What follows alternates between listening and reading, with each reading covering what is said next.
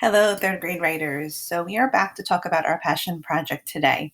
So last week we explored the idea of thinking of something that we want to learn more about, right? And then thinking of the category of what that topic would be, right? If it was a place, we were going to click on the place button.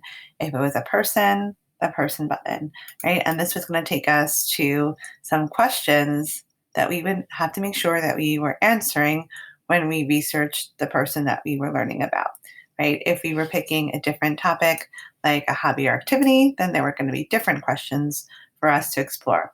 So last week I left you with thinking about your topic, reading about your topic, and taking notes on your topic. We also talked about the different ways that you were going to share your information.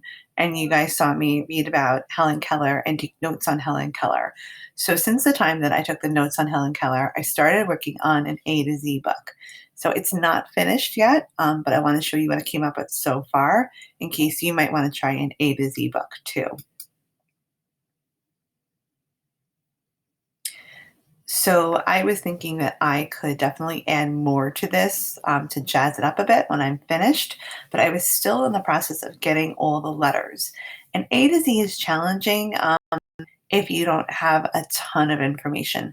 I actually went back and read another book on Helen Keller that added to my knowledge. So now I can go back and fill in some of the things that I didn't know.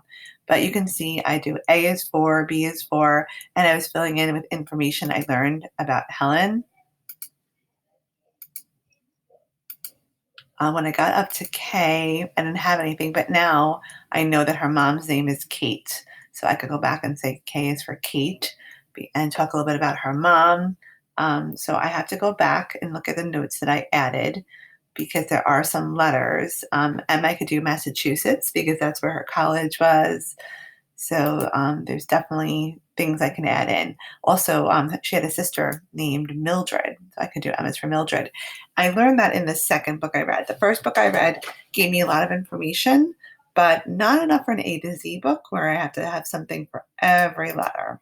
So you can see that I have some letters that are still blank that I have to go back and finish this project. But I wanted you to just see how I laid it out on a Google slide with every letter was for. So if you have a ton of information about your topic, the A to Z book could be a good way for you to go.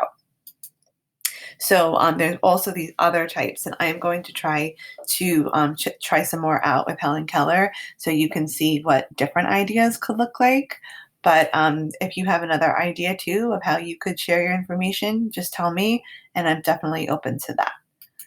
Okay, so I thought it would help you to see the steps of how this is working because I think some of us we're working at different paces now that we're home, and some of us might actually be ready to write our project and share it, while others are still kind of reading still about it and taking notes. So I want to show you the steps and tell you that if you do finish, then I want you to pick a different topic you're interested in and kind of do it again, and maybe you'll pick a different way of showing your information. So the first step is again to choose your topic, and you can see this is linked. So this goes back to the video I created for you on how you choose your topic. The second one is to look for books about your topic in our library databases, and I linked for you all Mrs. Kurzada's information she shared on the different databases we have. I think Epic is a great place to start because there's a nice nonfiction library there, and a lot of the books are really, they can even read them to you. I think you would start at Epic, but then there's also other databases you could check out. Then you're going to take notes on your topic, and I linked to the video where I took notes if you want some help in thinking about how to take notes. You're going to look at the menu of how to present your information, which is slide 2 in the presentation that I'll link for you, which is what I'm sharing now.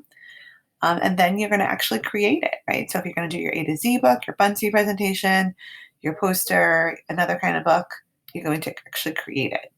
Then I want you to share it with me. If you make it digitally, you can share the link. If you made it another way, have help someone at home help you take a picture of it and send it to me. And then I have a Flipgrid linked here for you to talk about your passion project and share some of your information there. Read your book to us or read your information. And then once you get through all those steps, you can go back to number 1 and do it again with another topic.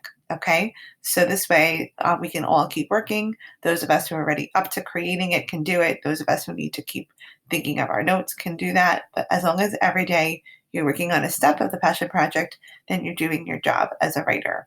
right now. Okay, so please let me know about questions or problems you have. I do have office hours this week, and we'll be happy to help you with your work. Have a great day, everybody.